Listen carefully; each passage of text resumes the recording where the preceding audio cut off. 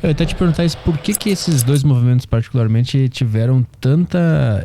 que eu vejo os vídeos às vezes desses comícios de Mussolini e de Hitler e o povo tá quase desmaiando, balançando bandeira e passando mal. Era uma idolatria assustadora, assim. Doentia mesmo. Que tinha com esses caras. O que eles tinham que eles conseguiram criar esse sentimento na população? Mussolini, principalmente, ele foi muito influenciado por um tipo de sociologia que no século XIX e XX é chamada de sociologia elitista. Na França, com Gustave Le Bon, e na Itália, com Vilfredo Pareto e Gaetano Mosca, eles criaram um tipo de sociologia dizendo que as massas, elas são burras, essencialmente.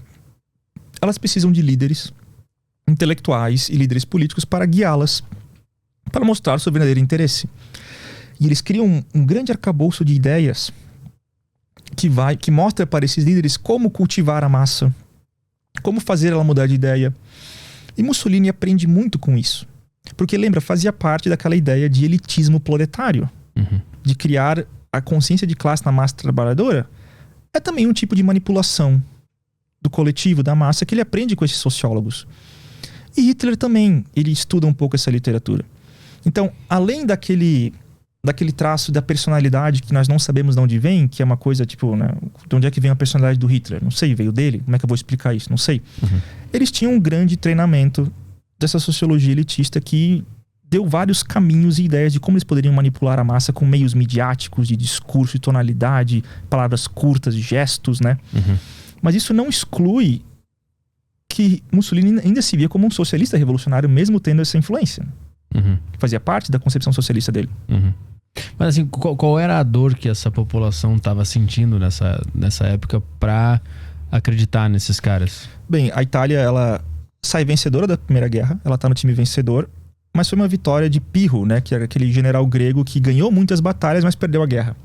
Então era uma vitória que não tinha gosto de vitória. A Itália perdeu centenas de milhares de soldados jovens, uma grande dívida pública, não houve compensações relevantes, ela foi colocada como uma nação de segunda classe. Então, muita gente falou que isso não foi uma vitória, foi um vexame. E a crise econômica que se seguiu deu espaço para Mussolini trazer aquele discurso de que a nação é o ponto mais importante também do socialismo, mas também de todos os indivíduos italianos. Que eles têm um valor. Né? Não importa a sua classe social, o que importa é a sua nacionalidade. E muita gente estava ferrada naquela época. Perdeu parentes na guerra, está lidando com a inflação da dívida pública da guerra, instabilidade política. Então muita gente meio que se afinca a esse tipo de discurso. Coisa similar na Alemanha de Weimar, né? De quando Hitler está subindo ao poder. Há muita inflação, há muita insegurança, há muita briga política e muito assassinato político lá. Muitos grupos matavam uns aos outros na rua.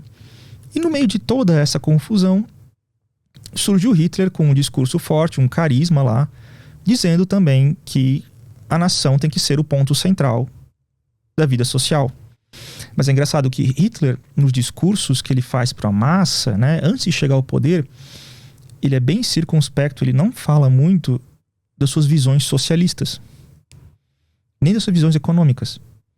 Ele fala até para os seus principais aliados dentro do partido, não falem o que nós realmente pensamos sobre economia, porque isso pode nos prejudicar, pode afastar o auxílio e o apoio da burguesia.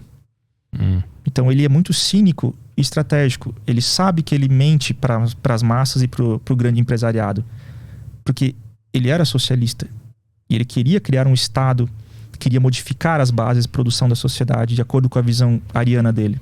Mas ele não podia falar isso publicamente, porque muitos dos grandes empresários na época eram judeus. Então ele mente muito assim para as massas.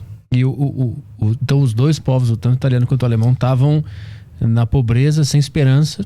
E aí chega esses dois caras falando que vão mudar tudo, vai fazer uma revolução lá e a vida deles vai ser melhor de novo, basicamente. Genericamente é isso. Resuma isso. É, porque pela sociologia elitista as massas acreditam em fórmulas simples. Não pode se perder muito tempo com discursos filosóficos. Fale só que eles são ferrados e que eu vou melhorar a vida deles. Fale em coisas genéricas de nacionalismo, de grandeza da nação. O pessoal cai nisso, né?